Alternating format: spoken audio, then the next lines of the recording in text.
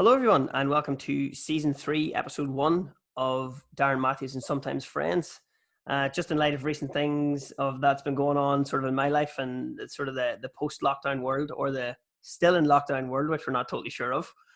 I just had a quote here that I read, which is something to do with what's recently happened here in Northern Ireland. So the quote is, "Difference is the essence of humanity. Difference is an accident of birth, and it should therefore never be the source of hatred or conflict. Therein lies the most fundamental principle of peace, respect for diversity." Which is why today I am joined by the awesome Linda Ervine, who is a unionist Gaeilgeoir from East Belfast. Morning, Linda. Imagine why. Imagine why, Darren. How are you, missus? I'm good, yeah. That's good. I have rattled up what I can figure out from my, I have a C at GCSE Irish, so you'll have to be patient with me. My starter blocks were not great in life. I did French and Irish for GCSEs. I got a C in both. At least it was consistent. So I think I've got this one from memory. I tried not to cheat and I tried not to Google any words. So I have Fáilte Linda Ervine, our podcast, Darren O'Matthew, Agus Urinta Carja. Is that correct? Oh, yes. 30 seconds in and I'm teacher's pet. Hi, Linda. Brilliant. So just for our guests on the podcast, Linda is in charge of the tourist project over in East Belfast and is also my boss at East Belfast GAA, our Uachtaráin. Don't let that power go to my head now. Be careful, be careful.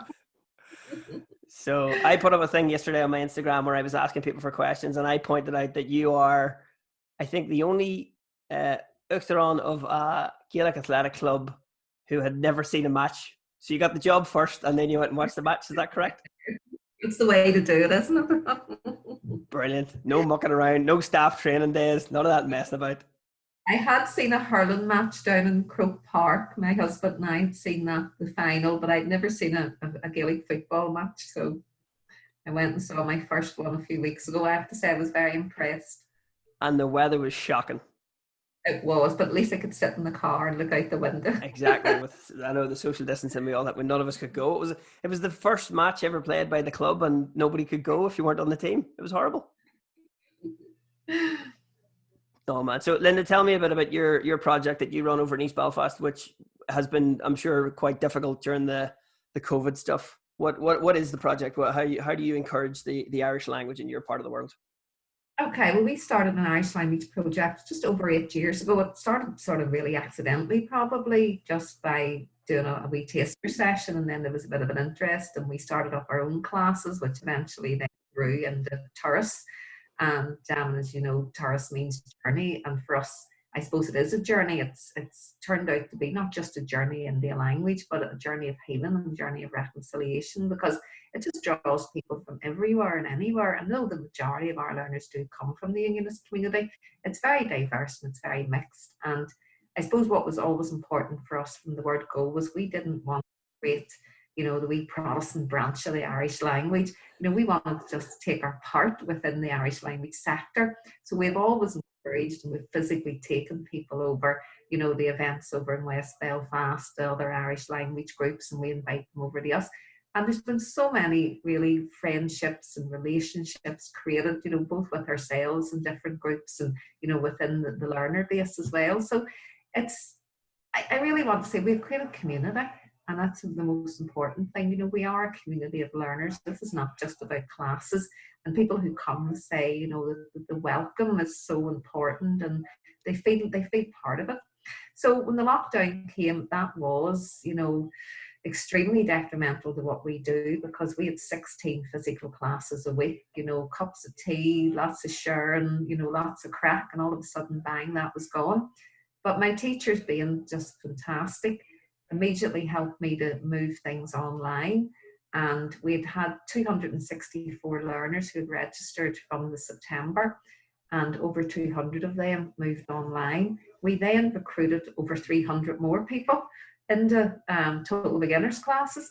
So it's been really, really good. And we've been doing Zoom and all the usual stuff. And one of our teachers, Kiva, she's been great making YouTube videos, and we've gone out and I think she's got her own YouTube channel going now. We don't want to lose her to become a media star or something, It's actually been fantastic. So we're planning ahead now. We've got a bit of a summer festival going on now online, and we're doing sessions, and then for September we'll start up again. But at the minute, we're not just quite sure what that structure is going to take. We would love to think that we could have small face-to-face classes again, but we really don't know at this point, you know. So we're just sort of holding off before we commit ourselves to what the structure will be. That's fair enough. You spoke about sort of not wanting to create that little branch. You just want to be part of a wider community, which I think is brilliant. Something we took into the football team as well, which is our motto, which is Lakela, which is just together. That's all we want to be. We just want to extend it. It doesn't belong to anybody. It belongs to the world. You know what I mean? Yeah, and that's what I think in terms. You know, I think at the start there were people who were suspicious of us, and you know, what were we doing? What were we up to? Why was this Irish language come? But I think over the years, you know, we've really proven ourselves. You know, we're not out to do any harm. We love the language. Same as, you know, the GAA. They love the games. You know, this is not about politics. This is not about division. This is not about trying to force anything. You know, we sit there, we offer classes. If somebody wants to come, they come. And they don't want to come, no problem at all. And over the years, I think what has really encouraged is, you know, some of the people who maybe were our critics at the beginning have ended up being our friends, have become our volunteers, have become our learners, you know. And so I think there's always room, you know, lots of people are on a journey. And, you know, I think it's very important to keep that door open for people and allow them to make that journey down. And, you know, some of them will end up, you know, some of them won't, but it's about respect and difference. And, you know, I don't mind if somebody doesn't like the Irish language or they don't want to play GAA, that's fine. That's not an issue. But they have to respect that other people do want to do that. And that's just how it is. One of the things I put forward into the football group when we were talking about stuff was, so the UFC fighter Conor McGregor, his big thing was, you know, when he's running around and he's fighting and he's waving his flag, his thing is, we're not here to take part, we're here to take over. And I say to the guys from the football team, can we maybe suggest as a slogan, we're not here to take over, we're here to ask you to take part. That's lovely. I like that. Yeah. Yeah, I think it's the, as you said, the diversity. And the other thing as well is the Irish language has existed long before Catholics or Protestants, so it should never be about that. It's like sport as well. When religion seeps into things, or supposed religion, it's a whole other thing there. I really love that you're doing it where it's, I mean, I lived in New Zealand in Christchurch, and there were Irish language classes that were open to all. Why not? Well, same with the GA thing. Why not East Belfast? Why not anywhere in the world that wants to do it? I had a great chat with a guy, Andy McGibbon. Andy plays in a brilliant band called the Bonnevilles, and he said, learning about another person's culture should never lessen your own. Well, I think one of the things, that's the only thing I'll try to come back to you on that, Darren, because this is not about somebody else's culture. You know, exactly. The Irish is as much my culture. And I suppose, you know, for me, that's been a learning curve for me, because when I started learning Irish, I did see it. I saw it as something that belonged to Catholic people. I saw it as something that belonged to a nationalist culture. That didn't put me off, but it did make me feel uneasy as somebody, you know, from the Unionist community, as somebody, you know, as a Protestant. There was a small part of me, and I pride myself that I'm not sectarian. But I think, unfortunately, you know, when you were born at the time that I was born, and even though my family were very left-wing, and I certainly never heard sectarianism at home, but you were surrounded by it, and it seeps into you almost like a poison, you know. So there was a part of me that worried, you know, was I doing something wrong? Was I betraying something? And, you know, that was part of my journey. When I had to read about the Irish language, I had to learn about the Irish language, I had to meet people who spoke Irish, and I had to realise that a lot of the things that I thought were true were just absolute nonsense, absolute total nonsense, you know. And that's been a wonderful journey. And one of the things that I do, you know, I do a big presentation called The Hidden History of Protestants in the Irish Language, where I talk about the links to Scotland, to the Isle of Man, to the links to things like the Presbyterian Church, the Church of Ireland, the Orange Order, all sorts of things that people, you know, they don't recognise that the Irish language is part of that too. And as you say, you know, it predates any of the nonsense that we have here. We're surrounded by it in our place names. It's just a beautiful language. And so many people I find are interested, they want to get involved, they want to learn a few words, they want to hear about the place names. I think that's great. And as I say, for those who don't, fair enough, not an issue. But, don't create negativity around something that is absolutely harmless to you, that is no threat to you, and actually, brings so much joy to other people. Yeah, Linda, I should point out as well, I definitely wasn't saying that it's another person's culture. I said that it is open to all. So Yeah, yeah, it no, does I belong get to you. us. It's Yeah, if you're on this little, I mean, I think as well as I've lived in a couple of different places around the world, we're very caught up thinking that we're this little place we come from as the center of the universe, but we have so much to offer in positivity to the world. But whenever I absolutely. travel places and I tell people where I'm from, they kind of still do that. Oh, what's that like now? And I'm like, piss off, all I right. know, I know. It's a beautiful place. You And should come see it.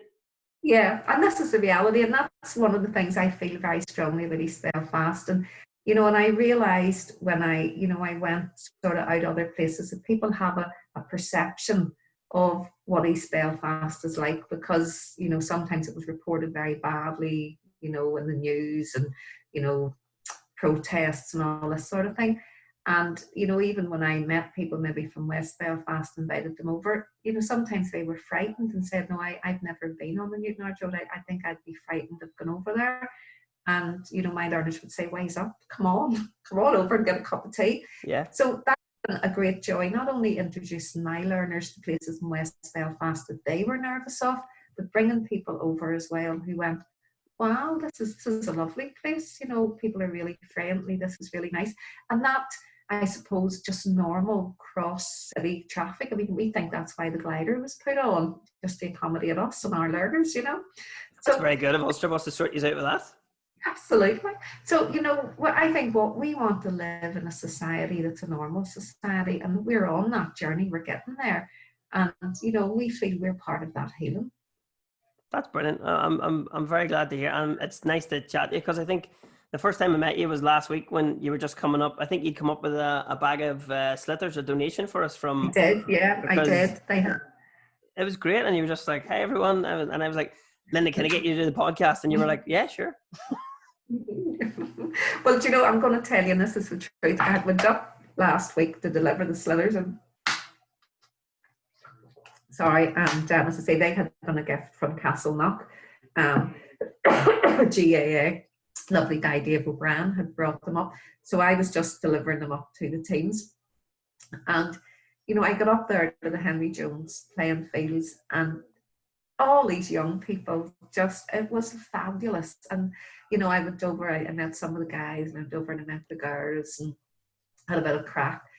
And I was walking back over the field, and I haven't been well, and it really just lifted me. And I thought, this is not the East Belfast that I used to know. This is wonderful. This is inclusive. This is vibrant. The energy. And I got into the car and I rang my husband and I said, "Brian, this is just wonderful." Just the feeling that gave me. If I could have just bottled that, it would have been lovely. Well, I'm glad we cheered you up running around the place You and did, you did. learning new things. I mean, I'm playing with the hurlers. I haven't played hurley since I was 14, 15, 20 years nearly off. So, and we have guys that are hockey players, we have guys that are cricketers, and it's all that. I think it's one of the brilliant things about this project or that with the new team is that people are a bit more educated now. They know their history. Yeah. They want to investigate in it. Like Michael Cusick, one of the founding members of the GAA, his first sport was cricket. Do you know what I mean? There's so much of a mix in, and there's things named after them people and all the stuff around the world. If I would say to anybody that would try and bring any sectarianism into sport or the language, I always just say to them, if people say anything about Gaelic, I always just say, "Does Samuel Maguire sound like a Catholic to you?" Well, I just feel, if we want change and if we want to move things forward, then we have to push. And I think this is just a great opportunity, absolute great opportunity. And for those who, have attacked me and have attacked the club and said, "What about this?" But I said, "Well, look, there's nothing in this club that you're going to take offence at. You'll come and meet the guys. And if there's things that you don't like about the GAA, well then, go and speak to the GAA. And I feel, there's things that maybe make me feel uneasy. I will be challenging those things in a positive way, not in a negative way. I don't want to vilify anybody. I don't believe that sport and politics should mix, and I think the GAA are still on a journey, and I think that's that's a journey that they're moving down. I'm looking forward to being part of positive change. Yeah, I think for us as well, it has to come from grassroots level, quite literally a brand new club, and we're off to the races, and we've mixed in and if you spend any amount of time with the boys and the girls as well, the women's team have been phenomenal. The people Yeah. they're drawn into playing that, they have people from all over the world playing, Yeah. not Yeah. just East Belfast. It's It's fantastic. the positivity and the vibrancy has just blown me away. I think it really is. It's wonderful, and I would encourage anybody to get involved. And I think everybody is so friendly and so welcome. Linda, now usually in Gaelic clubs we have an Irish language officer. Are you going to be double jobbing, or are you just? No, I think as far as I know, it's Graham Galt is your Irish language officer, and Graham's a great Oh, guy. you passed So he that one is. off quick, So didn't you? absolutely. But I really hope that you're going to be working closely with tourists, because we're here. We've got space, and so I just think that that's obviously a very natural link. Yeah, I think we need to get down to you even for our couple of focal, for our Pel Gaelic or on which you play with your comma and all that stuff. We need to get all. Absolutely. Yeah, And of yet course, again, the only thing I remember from school was Esmailum, Pel Gaelic, that kind of stuff. It was all well, conversational that's a good Irish in start. school. Yeah. Too small, too small. And of course, one of our staff in Turris is one of the players, Kiva Rua is one of the camogues. So there's another good link.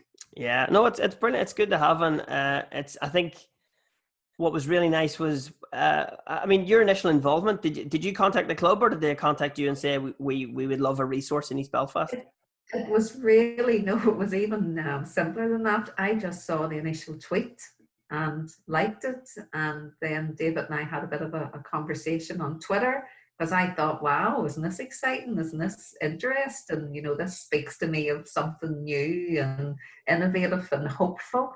And then they came back and asked me, would it be president?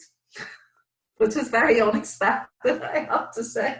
I never really saw myself as being president of a GAA club. Yeah. There. Here, you know what? That's not bad in your house, saying is, so what? Your husband was a political leader, and now you're running a Gaelic club. You're not doing too bad in your house. Well, I have to say, Brad, I've outdone you now. I'm president. Anuk Ervine, sorry. Yeah. That's phenomenal. Your initial journey yourself, I know you said that how you ended up developing an interest in the Irish language yourself before you became a teacher. So did you just learn enough and then go, well, I can teach this to somebody else? I mean, because you're continually learning. I mean, you do Irish history and all sorts of stuff, don't you? Well, we offer. It's just because there's an interest for the learners. No, it started off, as I said, a couple of focal. I started learning, and in that journey, people very quickly, I was advised to read some books, and I was really shocked at some of the things, that I discovered about the language. And it also made me really sad that, I had no knowledge of these things, the most basic things, like even Belfast. Here was the city that I was born in and lived my whole life, and I didn't know that its name came from the Irish language, and it doesn't come from King Billy's horse called Bale, who could run fast, I didn't want to say that in case I got you in trouble for that, but I thought that was hilarious. Well, I've heard that so many times, by people who are convinced that it's true. Yeah. But, so these are the things, as I say, I wanted to pass on to other people. So when I got the chance to start up Turris, I had a fellow, Matthew, and he had wonderful Irish, so he did most of the teaching, and I had another teacher, Phil. So I didn't teach, I managed the program. I do teach now. I teach the sort of lower classes and the family class, but I've a range of different teachers. But the history stuff, which has been amazing, comes from my colleague, Gordon McCoy, and Gordon lives in East Belfast and had learned Irish when he went to university. He's a fluent speaker, did a PhD in Irish and whatnot, and would be very, very well respected. And Gordon had done so much research. He'd worked for the Old Talk Trust for about 17 years.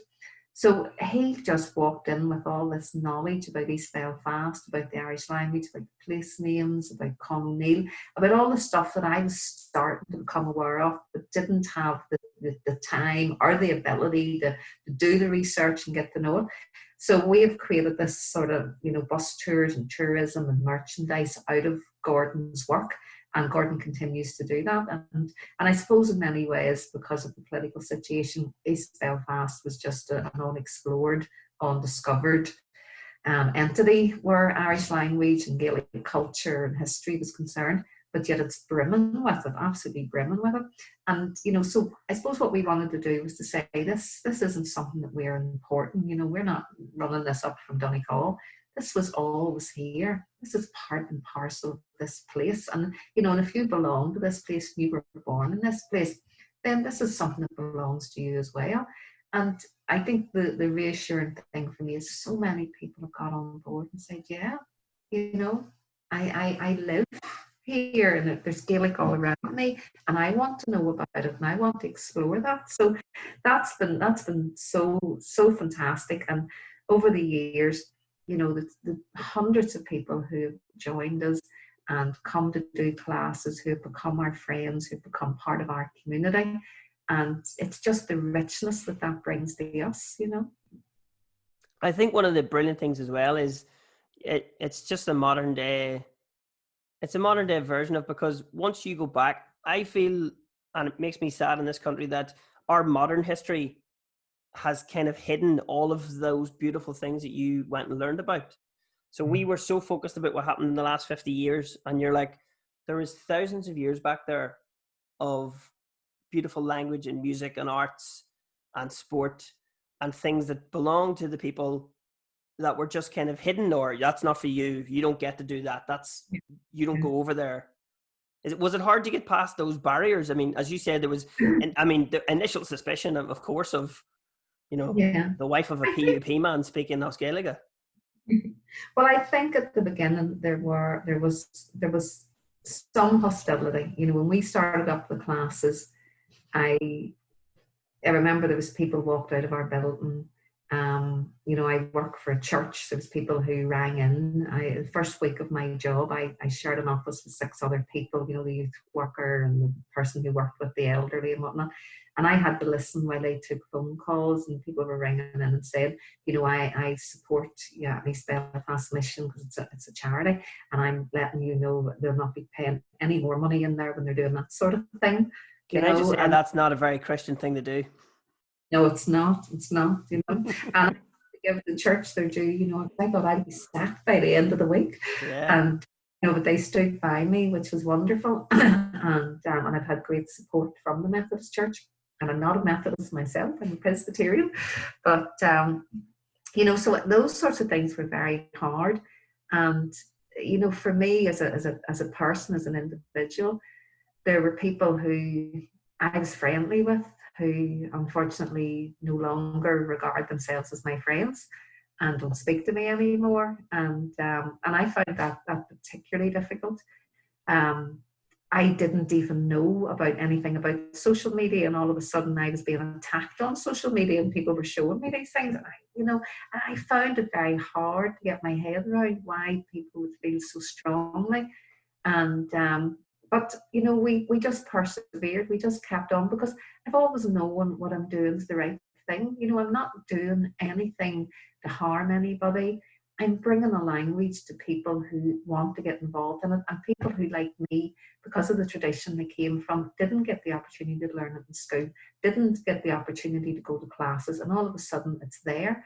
And we've proven over the years that there is an interest within the Unionist community. The majority of our learners, as I said, come from the Unionist community. The majority of groups that I go out and speak to are people, groups within the Unionist community. So there is an interest there from people, and why shouldn't they have the right to get involved?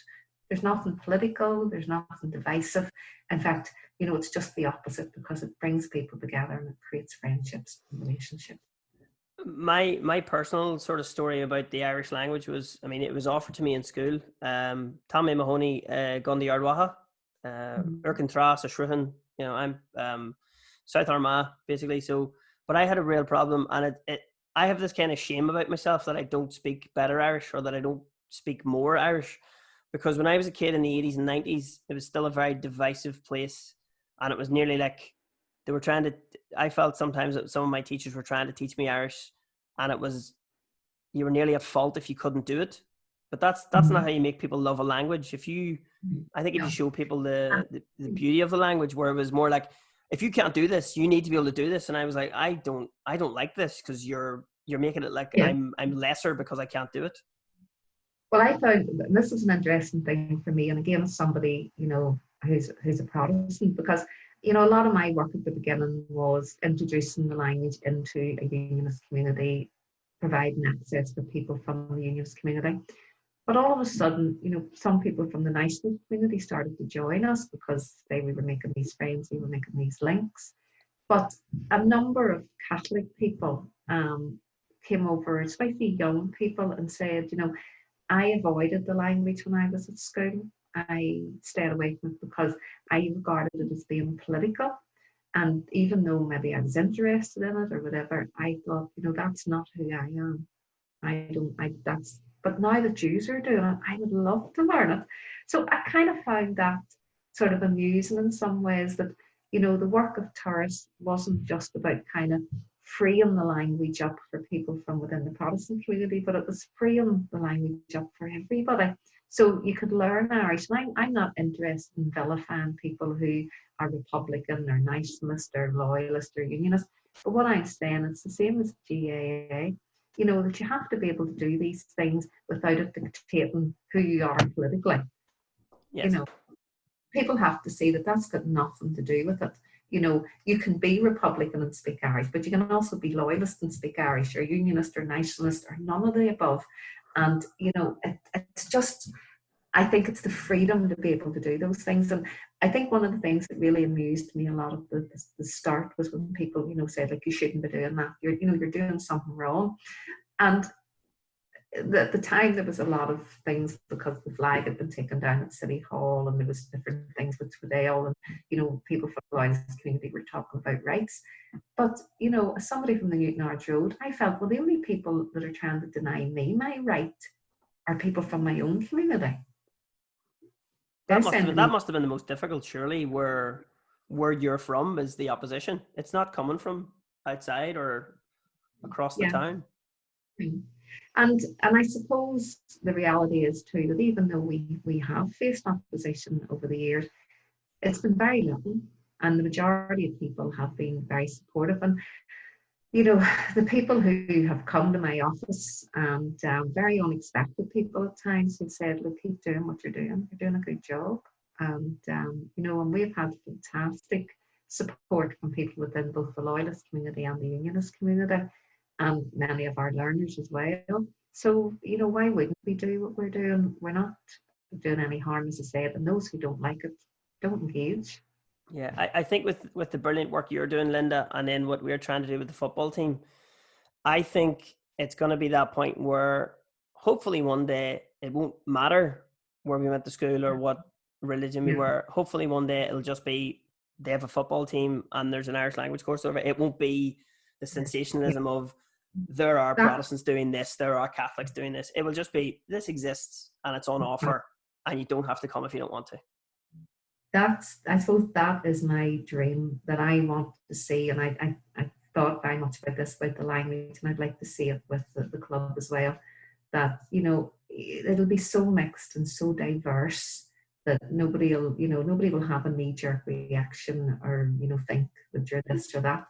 But it has to start somewhere, and it's only by people having the courage to break outside the mold and say, well, we're going to do this, we're going to set it up, even though not everybody likes it, even though there's going to be nasty things on social media, we're still going to do it, because change comes when you take the initiative and you make the change. Yeah, well, I told my dad about the club, and I wasn't really sure what his reaction was going to be, because like he didn't have an easy time growing up, and he lived through the Troubles and all that stuff, and he's where we're from in Armagh as well. And I said to him, Dad, there's a cross community team in East Belfast I'm playing for. I said, it's all religions mixed together. And he just said, It's about time. So that's brilliant. That's our progressiveness. He's had the bad times, and he was like, I don't want you to do that. I don't want you to live through that. So let's go somewhere else. Well, I think sadly what I sometimes see at the minute is it's young people who have, they didn't grow up during the Troubles. They haven't experienced the Troubles. And yet, they're the ones that are trying to keep the war going. And I find that very, very hard. And they talk on social media, I see this on both sides of the community, we suffered this or we suffered that. No, you didn't, because you weren't born. You didn't suffer anything. Yeah. Generation grew up through it. And also I think it's very sad that some of them think they've missed some glory. Well, they didn't miss the glory. There was a number of things they missed. As a young person growing up, I was born in the 60s. It was a bore because, the bands didn't come here. There weren't opportunities to go places. I had a cousin who lived in London who just thought, oh, like, what sort of place is this? The real backwater. And then the other problem was you had men, and this is, I think there really is an underused resource, the men on both sides of the community who did get involved in violence. A lot of them lost their families. Their marriages broke up. Their children went off and did their own things, had no respect for them because these men spent time in prison. They ended up with alcohol, addiction problems, and mental health problems. There's nothing glamorous about that. Broken lives, men who, whether it was for God in Ulster or for God in Ireland, were really led astray by other people as young men who just got all hot up and did things or had things done to them that they have had to carry about for many, many years. Again, nothing glamorous or wonderful or glorious about that. Very, very sad, I think, and that's what Northern Ireland's still dealing with, the trauma of that. Yeah, I think where I'm from, Bestbrook in Armagh, I had to drive through, well, I didn't drive, my parents drove me through. We had to go through 2 armed checkpoints to get to primary school, and it was a mile and a half from the house. Do you know what I mean? There's no glory there. This isn't a good thing. I remember visiting, you said about your cousin living in London. I remember visiting my auntie who lived in Sheffield, and we were driving around Sheffield, and I said to her, I goes, where's your soldiers? Yeah. She went, well, I goes, where's your soldiers? She was like, we don't have them. She was, that's only at home, Darren. I was like, what? I thought everywhere in the world had soldiers. Well, I remember my mommy had a sister in Liverpool, and it was the only family holiday we ever had. And I was about 11, and we went over in the boat to Liverpool, and we were taken into the town. And of course, as soon as we went to the shops, we put our arms out to be searched. And I said, "Don't do that here. You don't do that here." But of course, that's what you do.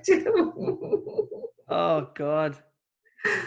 Do you think of how far, just personally, Linda, how far you've come from that to helping people learn Irish and Spell? Did you ever think as a kid that there would be a resource that you've provided? Like, did you ever think when you were growing up, as you said, the 60s was a bore, that you'd be teaching people what was perceived as not for them? Well, as somebody said to me, what did you think about the Irish language when you were growing up? Well, here's what I thought about the Irish language when I was growing up. Nothing, because I didn't know it existed. Honestly, no idea that it existed. It was not on my wavelength, knew nothing about it. And the first time, and this is the truth, the first time I came across the Irish language was when my husband Brian took me probably either Donegal or Dublin, and I saw this kind of inaccessible language that I just ignored because I just read the English bits. And I think when we went to Donegal and went into the Gaeltacht, and it was more kind of frustration because I couldn't understand what it said. But I'd no interest. I didn't feel any sort of hostility towards it. It was just like it was there, and that was that. Did you just think everyone in Donegal had dyslexia? You're like, what's with these road signs? Probably. I'd never really travelled. Brad and I went to France once. He told me he could speak French, but we realised when we got there, we could speak English in a French accent. Un petit peu français, huh? Oh God. But so you realise how reliant you are on your own language, and how difficult another language was, because I'd never learned the language at school. This really has genuinely been my first time learning the language. I didn't even have the tools. How do you learn a language? How do you go about that? And I'm not a natural language learner. I'm a real struggler. But because I suppose I just fell in love with the language. I've just stuck with it. And, I've seen that progress. I just think, anybody says to me, "I can't do that." Well, if you just keep doing it, you will. You just can't help yourself. It will happen. It might happen very slowly, but it will happen. Are you hardworking, or are you stubborn, or are you a nice mix of both? I'm probably a mix of both. I think I decided at one point that, you know what, this isn't going to beat me. I'm going to win. I am going to win. Now, if I live long enough, I will. Oh, and I brilliant. and I think there's a bit of me, it's fear of failure. So, when I started doing GCSE, when I started doing A level, there's a terror in me. Oh God, I have to pass. So I work really hard. And the same thing happened when I started Queen's last year to do the degree. I wanted to kind of promote just going to do a degree, that this is the normality. You go and you study Irish, and there's no balaclavas involved. There's no tricolours. This is just normality. So I kind of put it up on social media, and then I thought, oh, what if I can't do it? Oh dear, I'm going to have to walk away shamefaced, like that sort of No, I thing. think people talk about how to truly live your life is to do something that scares you. So Yeah, if you're going to do something that you're not sure about, do tell somebody. And then even if it just you guilts have you to into force going, it. oh, I've Well, told it's somebody got I'm to. doing that. Yeah, it really does. So, and it was a great. I loved the first year. I'm so looking forward to going. Well, when I say going back, I don't know whether we're physically going back or it's going to be online the second year, but we'll see. Yeah. So You know, what is your degree now? Because obviously you became interested in the Irish language, so you did your GCS. Did you do your GCSEs and your A levels? I did I did a diploma at Ulster University, and I did an A level as well. Okay, so the big thing now for Irish speakers, and I have neither of them, is your silver and gold fáinne. Are you up to them? I did the silver fáinne a long time ago. I've never done the gold. I've never done the gold fáinne. After So the degree, Linda. Why who? After the degree. I'll have to definitely do that. And as I say, I just need to get myself through the degree. But it's just, I feel so lucky to be in this, to be in this position, because I went to Queen's as a mature student, just over 20 years ago, in my 30s. And, it was a big thing then. I did a degree in English. So to be back now in my 50s is just amazing, Yeah. really is fantastic. Have something I wanted to ask you, and obviously because you keep finding out new things that keep you interested, and as you said, things that you never knew, you didn't know about Belfast being Belfast and all that stuff, and where all the names come from, and that they're just anglicized versions of the beautiful Irish Yeah. words that we have for them. Do you have a favorite? Do you have a favorite Irish fact or something you can tell us, kind of from your words? I can give you an example, because I have, like, this jersey that I'm wearing. This is where my dad's from. This is a place called Lissummon, which in Irish is Lissummana, which means the fort of the hurler. And we have never had a hurling team. Right. Oh, That's the name of the well, place. There's never been a hurling exactly. team in the fort of the hurler. So that's my favorite Irish Well, fact. well, there's two. There's two. I'll give you. One of them is my daughter, my eldest daughter, married a fellow from Carrickfergus, and I became a granny at 33, so this was my eldest granddaughter, honestly. And she's in her 20s now. But anyway, so Jordan Lee, when Callie moved down to Carrick, Jordan Lee used to go to a wee after school program in a place called Sullatober, and it was on the back road at Carrick. And when I used to wait on her, I used to be looking at this thing, Sullotober. And I used to think that's a sort of a funny name. But it was only later on, when I started to learn Irish and I got an interest in the place names, that I understood, then it was explained to me what it meant. And it was Sul and Tubber, the eye of the whale. Yeah. And my son-in-law, who's from Carrick, said, well, yes, there's a wee stream up there. So it is the source of the whale. And that just opened such a door for me, those place names, with those hidden messages. So that's one of the things I love. The other one I love is when I discovered that in Donegal, the fuchsia flower, and fuchsia is not native to Ireland, it was brought in, and landlords used it as a windbreak, and it likes our climate, so it just goes mad and sort of grows everywhere in Donegal. But when the locals saw it, they thought it was so beautiful. Like people said, it looks like ladies' earrings and things. It's that beautiful little pink and purple flower. So they called it Jora J, God's Tears. Oh, very nice. I just love that. I think that's beautiful. Here's a question for you, saying as you're doing a bit of history aspect. when we say hello in Irish, we say Gia Ditch, which is God go Mm-hmm. with you, basically. What Yeah. would we say? How would we saying hello before Christianity came to Ireland? Well, this is it. But it's the same. It's same in English because good morning was God morning. Okay, fair enough. There you go. This is good. So Somebody asked me I that, don't. or we were talking about that before, and Yeah. I was like, yeah, because it just means God be with you, and God with you Yeah. also. And I was like, Yeah. what the hell were we saying There before must have been Christianity an showed up? expression before that. Yeah, well, I'm just imagining a bunch of people speaking Irish, but whatever the Irish for "what about you" is. J Mar tattoo. Yeah, Tamagamoy, Augustin Finn. Yeah. Yeah. That's all my conversations in Irish that I remember from being a kid. But it's really nice. It was nice using. We had a beautiful moment the other night at training where one of the guys from East Belfast, Ian, we were doing our stretches at the end, and the guy who was taking the stretches was calling out a person's name and count to 5. We were doing it, and Ian's like 6'4", so I've given him the nickname Big Ian just to be cultural. Oh, And lovely. I said, one of the boys said, Ian, count to 5, and he did it Oscailiga. He went, "Hain, da, 3, Oh, I was like, into my that's what we're all about, man. That's yeah, brilliant. absolutely. Yep. Although in saying that, we Absolutely. were hurling last week, and the bugger broke my stick, and it's the first. He's never played hurling before, so he's never broken another man's stick. And I said to him, take that home and get it repaired and hang it on your wall. I goes, that's your first one. You'll be doing plenty of that this year. Is that what happens? Is that the tradition then, right? Well, if it's not, I'm starting it, but I just give it because he's never played hurling before and he's in his 30s. And I said, you take that home, get it repaired. And I says, that's yours now. Yeah, that's the first time you've ever done that. It was just in a training match, but I think it's a good thing. And when we're playing this Thursday, and I think that's if somebody who's into their history can go back and find out the last time there was a hurling match in East Belfast, let me know. I think that's going to be Wonderful. I think that's Well, going to be a big thing. I saw the little article on William. Oh, William William's Red. so good. So You know that's William, don't you? You've fantastic. been chatting. He's Yeah. such a nice man and Yeah. brilliant hurler as well. He picked that game Yeah. up so quick. Came from the hockey. So that's a lovely wee article and a great picture that they have. Yeah. Mm-hmm. And I have agreed as David and myself and Richard did U105 with Connor Phillips last Friday, and Richard and I lost the bingo. So we have, as a sort of a payment for losing the bingo, David won. We have agreed to get our photograph taken in the East Belfast kit. So I said I need a Bobby double. Brilliant. Forfeits.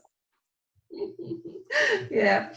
That's great. We're going. Do you know what? See, whenever we finally get a bank account and we're able to buy our jerseys, Linda, we're going to have to get a nice one for the wall. You can put it up in the school. Oh, that would be wonderful. And you can just say, we started this and look where it's got to. Yeah. There's a whole organisation that's in preservation of the language. Yeah. But this is one of the lovely things that I think about tourists. This was something that I started on my own, and now there's hundreds of other people. And it's not just the language. We have a singing class, we have Irish dancing, we have set dancing. The GAA club has come out of this, it's part of it. And, the tourism, the Con O'Neill stuff, the library. And I think the loveliest thing for me is, the library started because I bought a couple of books. And then that sort of grew of people give us a few books. I got a bookcase out of the second-hand shop and put it in the office, and we said to the learners, people can borrow these. Now we have a proper library with over 4,000 resources, and we have a staff member and we have volunteers, and the library has little or nothing to do with me.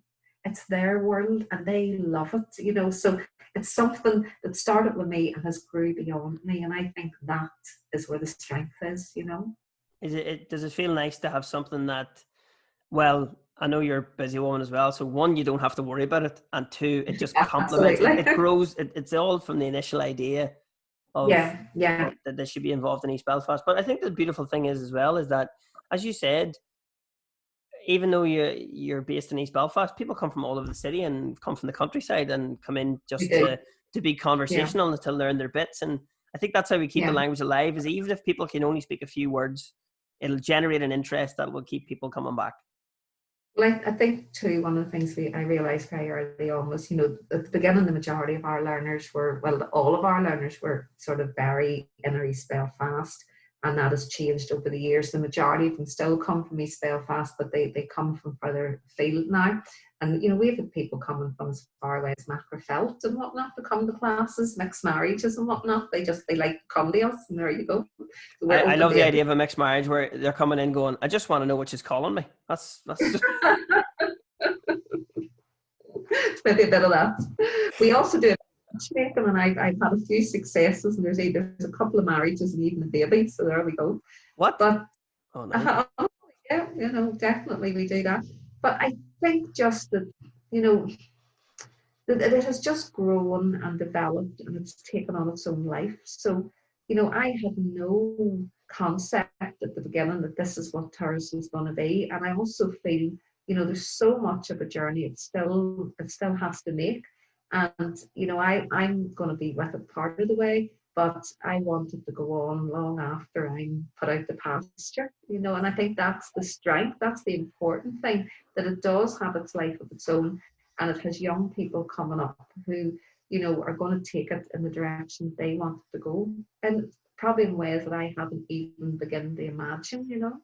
Well, I mean, one of the initial ideas, was it to create a positivity? Because, I mean, as you say, East Belfast doesn't have, I mean, there's been some bad press in the place for years. So was it just good to be like, here's a positive thing? I always maintain, like, I run one of my little comedy nights down in Newry. We do a monthly thing. And I always say I put that on because I want the place to be slightly better. I said, you're never allowed to complain about where you're from until you've at least tried to make it better. And I think that should be something. Yeah, that's a nice thing. But no, to be honest, it wasn't even that. It was much more simple.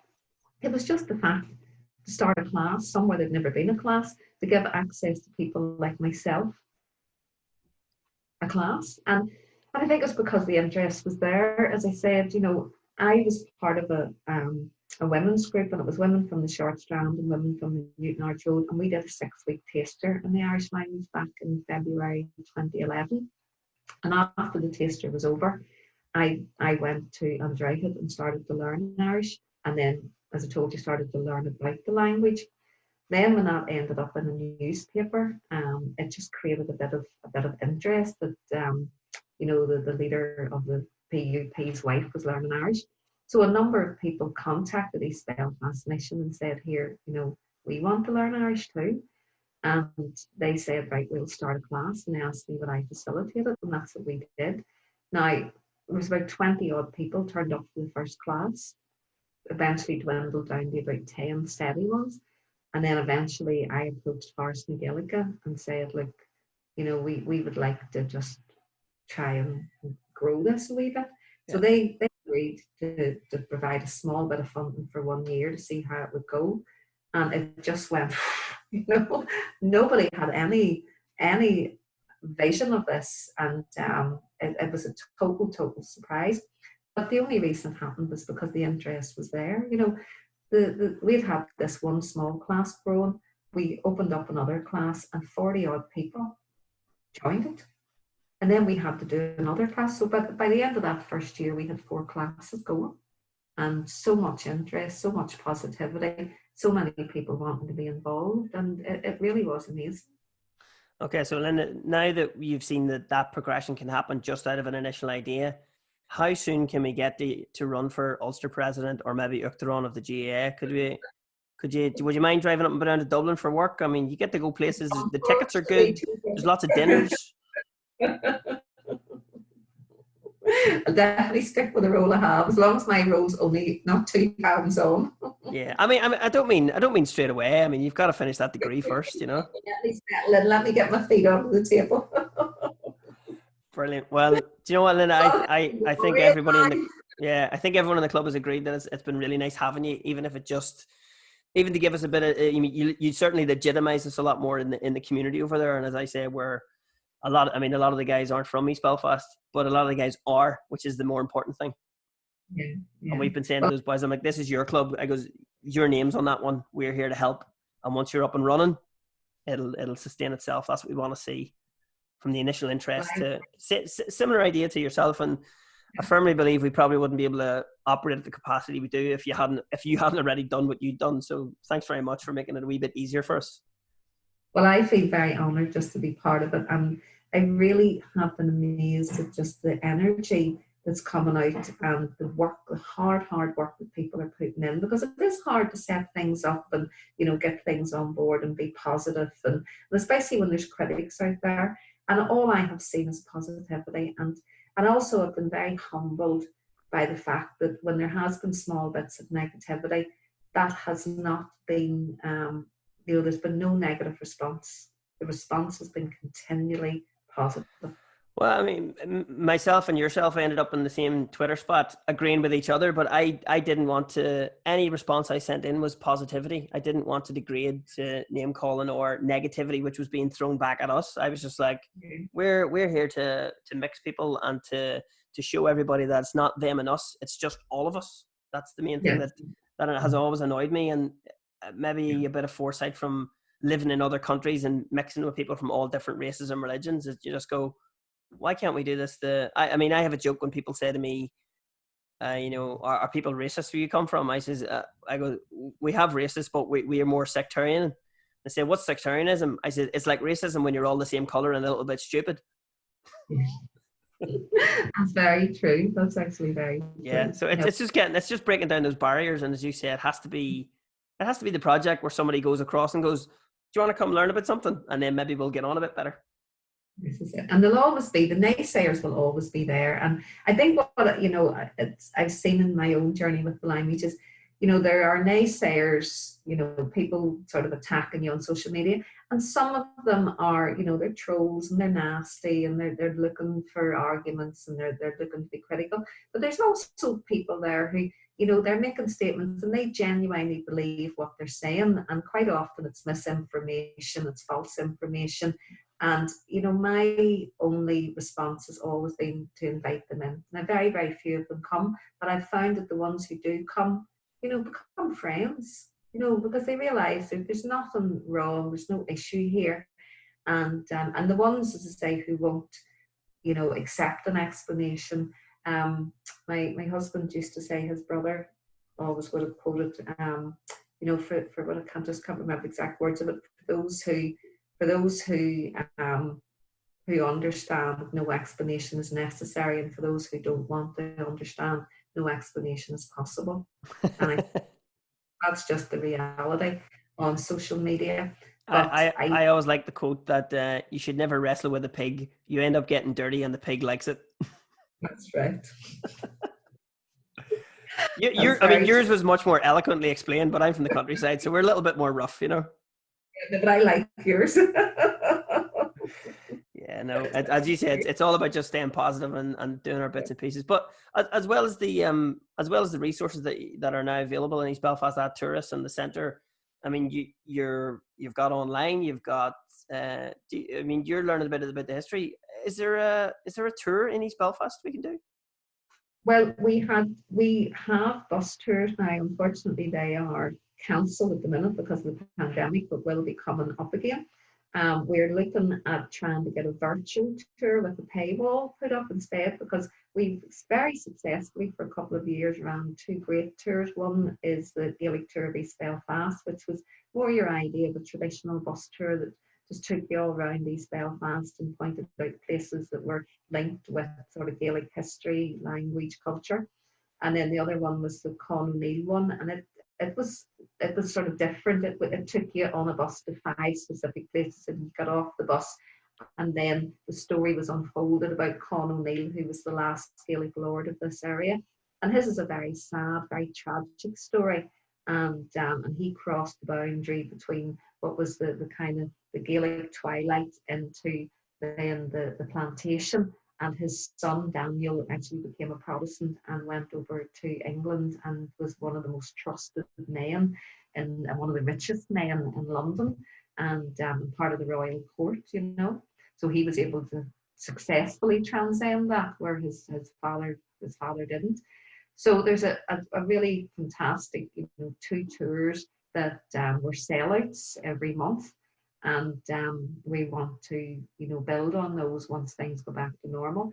We also set up a range of merchandise of mugs and maps and books and all sorts of things that we would have sold. And all these things helped us to provide funding for our own project, you know. Yeah, I love that as well, because you say what East Belfast, what people thought of it, and you just go, there's so much more to this that you don't understand. Especially with the Con Rail thing, Con's Water, everything in East Belfast is named after that guy. Absolutely. Do you know what I mean? Well, There's so much stuff over there, and it's all, I'm sure it's all part of your tour. we always give out a wee card, you know, for people to give feedback. And I used to love reading the feedback cards because the people always love the tours. But you've got a big mix of local people and then people coming from other parts of the city. Um, and one of the things that always interests me is the locals would have written, you know, I've lived here all my life. I've passed this place every day, but I had no idea. This has just changed my idea of, you know, my own home, my own place. And I think that's fascinating. Yeah, I mean, God forbid you learn a bit of history, you might make a better future out of it. You know what I mean? Exactly, exactly. Well, I think that's again one of the problems in Northern Ireland is, you know, we all know certain bits of history very well, possibly too well, and also our own versions of them. But if we knew more about the whole history, I mean, when I started learning Irish, one of the things that struck me, I used to go down at the back over in the Falls, and they did a sort of 1798 bus tour. And along I went, and of course it was about the Presbyterians, and we went up to St. Every one of them was Presbyterian. Absolutely. And we went up to Ballynahinch and we went to St. Field. Well, my great grandmother was actually from St. Field, was married in the St. Field Parish Church, is buried up in the graveyard there. You know, and this, it sort of struck me, here were Catholic people telling me, a Presbyterian, about my own history, because nobody else had ever allowed me to know about the United Irishmen. Wolfe Tone, Henry J. McCracken, who was from Belfast as well. Absolutely. So again, you know, this is the history, I believe, because that we should be getting told, because this is our shared history. These are the things that brought us together. And also it explains many of the things that, you know, where we are today. But, you know, we know about 1916 and we know about 1690 and Shinnig, and that's kind of sad. And one of the things that strikes me is, you know, when I was growing up, you knew where you were because you either saw 1690 or you saw 1916 on the walls, and that soon located you. I know, it's just, that's nearly sad as well whenever you do. I love history. I read a lot and I really love learning about all that stuff. And it's, the annoying thing is, it's that was cooperation of communities, all that stuff. And that's what we need. That's where we need to go in a positive way in the future, not rebellion, not warfare. We need to just, we're here together. Let's make the best of it while we're at it.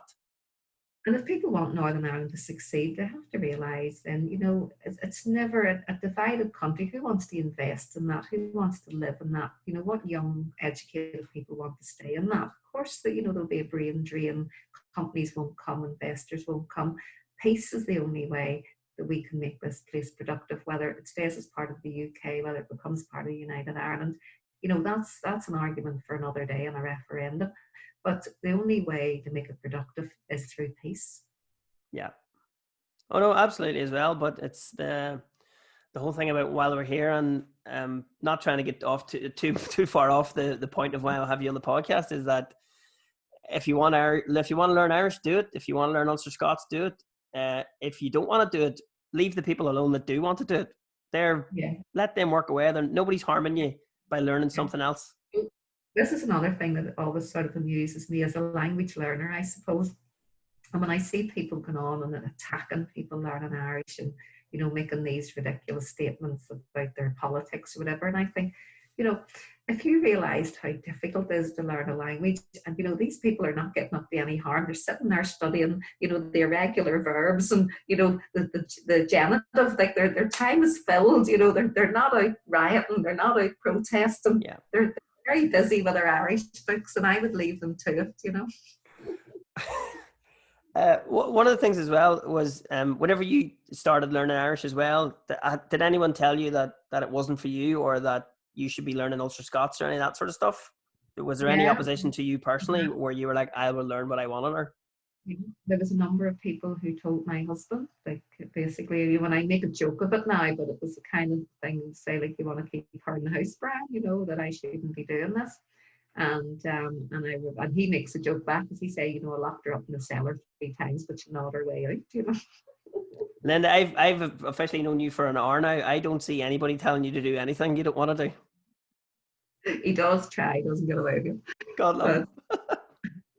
But you know, and I remember, and this was really one of the saddest ones. It was a local group, a local community centre in East Belfast, very close to where I'm based in the mission, invited me up, and I didn't realise when I went up it was a bit of an ambush, you know. But there you go. And you know, one of the things that was thrown at me was, "What about Ulster Scots?" And I said, "Well, you know, what about Ulster Scots? No issue with Ulster Scots." And I said, "But, you know, people have wanted to learn Irish and, you know." But I think it was actually a good thing for me because somebody, you know, as somebody from the Protestant community, I had never had any interest in Ulster Scots. I didn't have any interest in language. And I suppose Ulster Scots had been sold to me. It was a bit of a joke. It was a bit ridiculous. It was something to laugh at. You know, it was the wee dafties. And so because of this, I had to go away and look at Ulster Scots and take it seriously. And also, I remember it was somebody who was a Gaelic speaker in Scotland said to me, "No, Scots is a language, you know, and you have to have respect for it." Oh yeah. So away and I read up on it and I recognised the beauty in it. And I suppose because it had always been around me, I just never really thought about it.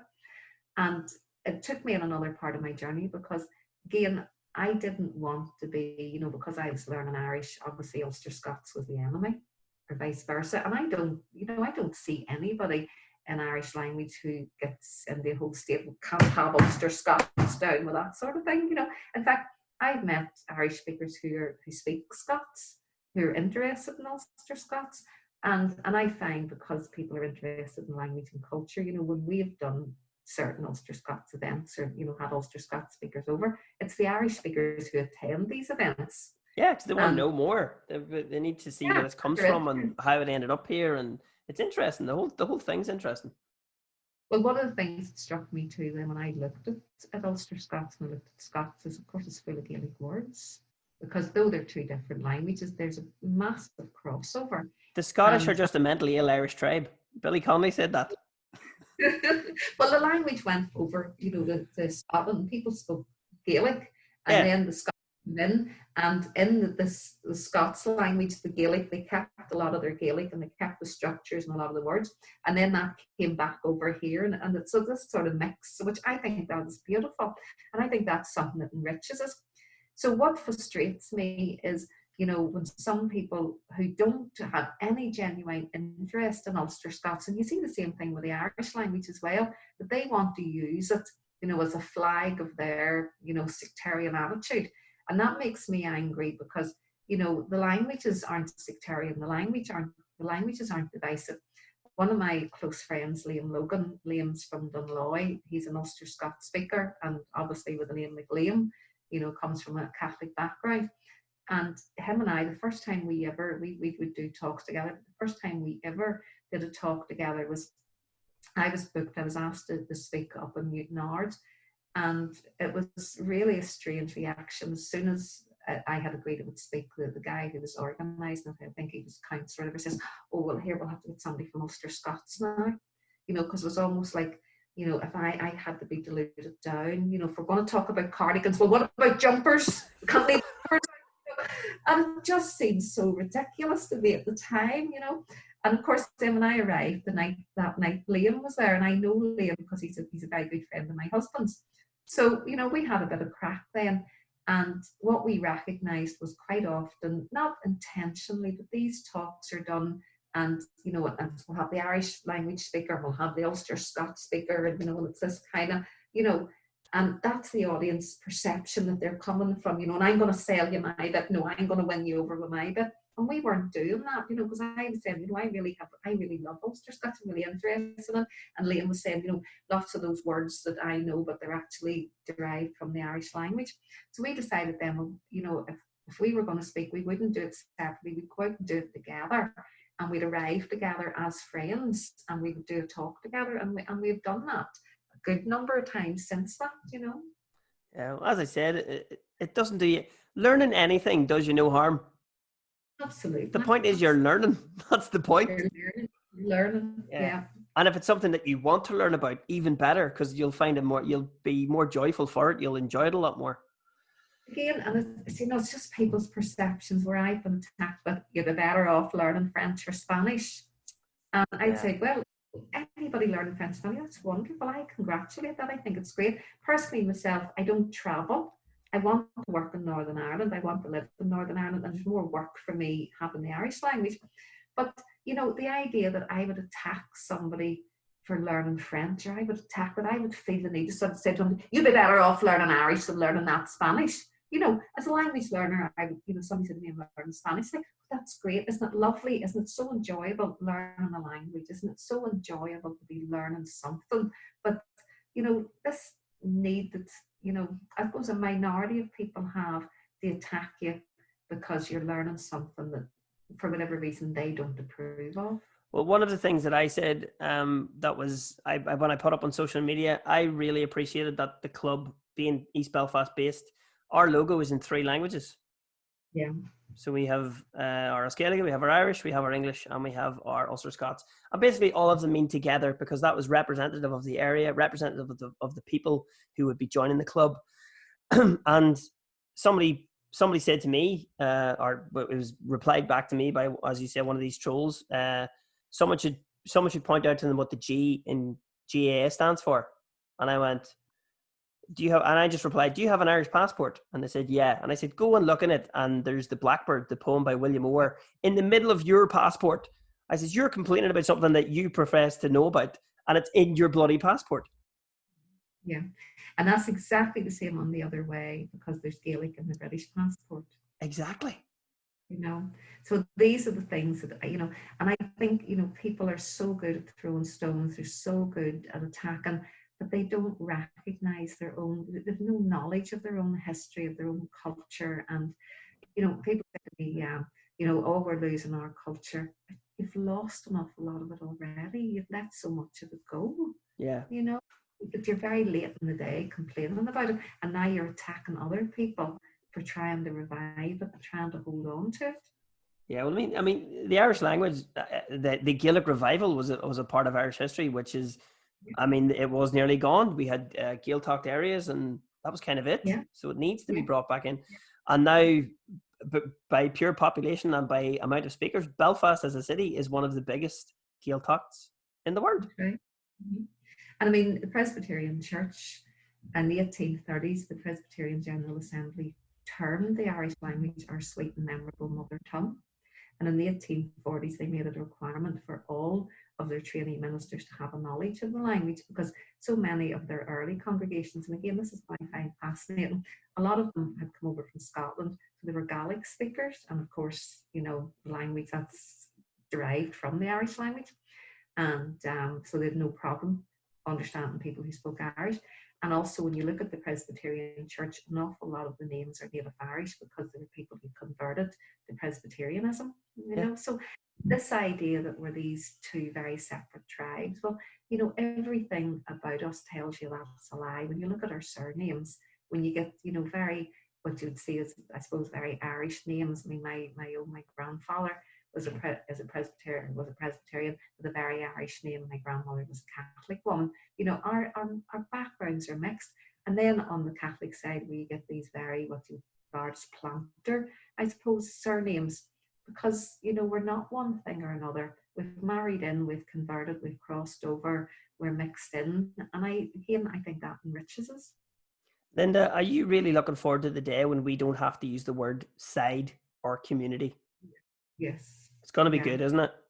It is going to be good. When you get to the point where, and it'll be, maybe my grandchildren or great grandchildren will say, Granny, what do you mean? Well, what? And that will be a wonderful thing, And Peter Sherlow shared this story with me, and I thought it was lovely. And he said, again, it's that natural sectarianism that's in us that we don't even know. And, his children, he's a mixed marriage, and his children, I don't think his children would nominate as anything. But his son was playing rugby, and I think, I don't know whether it was a child's name or something, obviously must have struck Peter. But he asked his son, was the wee boy a Catholic or a Protestant? He did it innocently. He didn't mean any harm by it. But his son looked at him and said, "Why would you want to know that?" That's And brilliant.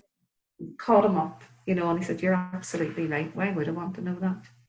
That's brilliant, because I mean, when people talk about, as you said, tribes and sides, I I mean, I went to Catholic school. I was raised Catholic, but I haven't. You wouldn't catch me going to church on a Sunday or going to mass or any of that stuff. I'm fairly non-religious whatsoever. So when people Mhm. say, "Oh, you're from that side," I'm like, "Whoa, whoa, whoa! I'm not from any side. I'm Yeah, here, and good yeah. people are good people no matter where And they that, go to school or where they're from." Do you know what I mean? and that is wonderful. And, I grew up in the world, and again, we learned very early to work out who people were. And I don't know whether that was self-preservation or what, but, and it was sad. And, so you were looking at people's names, people's addresses, and we still do it, people's schools, what hints they were given to put them into a certain box. And I think that's one of the things, not at the beginning of tourists, but as tourists developed and went on, one of the things, it's really, really sad. We have to actually ask people now, but the first few years we didn't, we just sort of worked it out. Whether people were Catholic or Protestant, and we have to do that because we're one of our funders. We have to say whether people, how, the ratio of Catholics and Protestants. But what I started to discover, and that's why we had to start putting it on a form and getting people to tick, was the people coming were getting more complicated. That because their husband was Seamus didn't necessarily mean they were a Catholic, or because their wife was Lily didn't necessarily mean they were a Protestant, or My because their grandmother was called Lily, and my niece is called Lily. or because their daughter was called Sinead, Hmm. didn't actually necessarily mean they were Catholic, or because they lived in a certain part of the town, didn't necessarily. And I started to think, wow, this is great. This is great. Well, the main This, part for you is, do you want to speak Irish? And when they say yeah, you go, well, then it doesn't matter where you're from.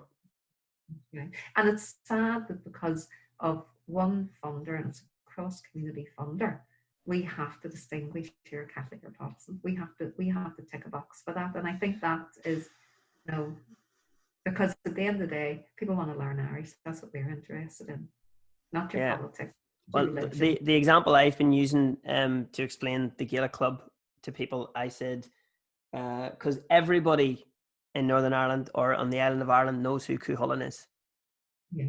So in Irish history, because he's been claimed by, as you call, communities, both Yeah. communities have claimed him as the defender of Ulster. And I said, right, well, he played hurling. That's how he got his name. I Well, said I can tell you he became this. the Hound of Cullen because he killed a dog with his hurling his slither. And I said, there you go. So if you want to come and play and be like him, let's go. A friend of my husband, Sandy Terry, who was at one time the head of the UDA, they planned to go down to Dublin and steal him back out of the post office. But he was a bit big and he was a bit heavy, so it never happened. But the Yeah. plan was Right. I was he going was to say, there's another statue of him closer to home. There's one in Mullaban at the foot of Slieve Gullion. a big thing they didn't know. I know, because it's only an hour down the road. You could get him. Have I got him? Don't think they're interested anymore, but there we Amazing. are. Linda, I am sorry because I've kept you talking for far longer, but I've really enjoyed the chat. If we want to find out more about you, we've mentioned tourists plenty of times as well, so we can just find you online. Yes, if we go on Google TURAS. East Belfast Mission. You can either get me at East Belfast Mission, or their Card to Tourists has a website as well. So Friends of Tourists, Card to Tourists. Okay, and that's where we will go. See, here's the thing: not everybody speaks Irish, and people listen to this. Thankfully, I'm glad to say all over the world. So, Carjaturus, CAIRD. Yeah. And I then was going to throw in a joke. Is there a H in that or an H? Yeah, Carjaturus, guys. If you want to go and check out the great work that Linda does over in East Belfast, and check us out as well, East Belfast GA, because I think we probably wouldn't exist without the great work that Linda and her lovely people over there have been doing. So, Bosley, it's been lovely to chat to you. Is there anything else we should know, or anywhere else we should go looking for you if we want to find a nice resource? You're going to have to start coming and getting us to teaching us a few bits of training. Can you pop up some absolutely. Tuesday? Well, we're going to have to get that sorted out, and for the new season, get you all up to. I know Kiva's already got some plans of getting the commodes, getting them a couple of focal. Yeah, so, I think the main one that I need to remember is my chasseurs. So get the the hands up, Absolutely. boys. Yeah, that's which is different to when I was in school, because all they used to tell me was Shasagi Sus, which is just so it should be good. Linda, thank you very much. I'll share this with quickly. One of my teachers, he said the only Irish he heard when he was in school was Shaw. Yeah. And you put your hand up. But he didn't hear it right. And he said for years he thought he was saying hand chalk. Because He's just putting it up the ass for his hand and it was chalk, so hand chalk. So every week, every day he said, hand chalk, hand chalk. Oh dear. Well, here, if you can get away with it, if the teacher's not hearing it right, then fine. Yeah, it was all right. Different story when you have to write it in an exam, though, which is what. Yes, well. Brilliant. Linda Ervine, thank you very much for coming on. I've really enjoyed our wee chat today. I will, like always with this podcast, this is season 3, episode 1. So if you've enjoyed this wee chat, go and check out the fantastic work that Linda does. Go and check out what East Belfast GA are up to, and like, share, and subscribe. You can pass this along to your friends, and this goes up on Spotify, on Apple iTunes, it goes up on Google Podcasts, and might we stick it up on YouTube as well? We'll see if the crack is. I think we did well because we didn't swear once, so this is now family friendly. Nice work, everyone. Was that a first? We'll see. Right, Linda, I'm going to let you go here, so I'm Darren, thank you. Cease recording. Thank you very much, Linda. Enjoy the rest of your day, and same to yourself. I'll see you soon. All right. Bye. Slan.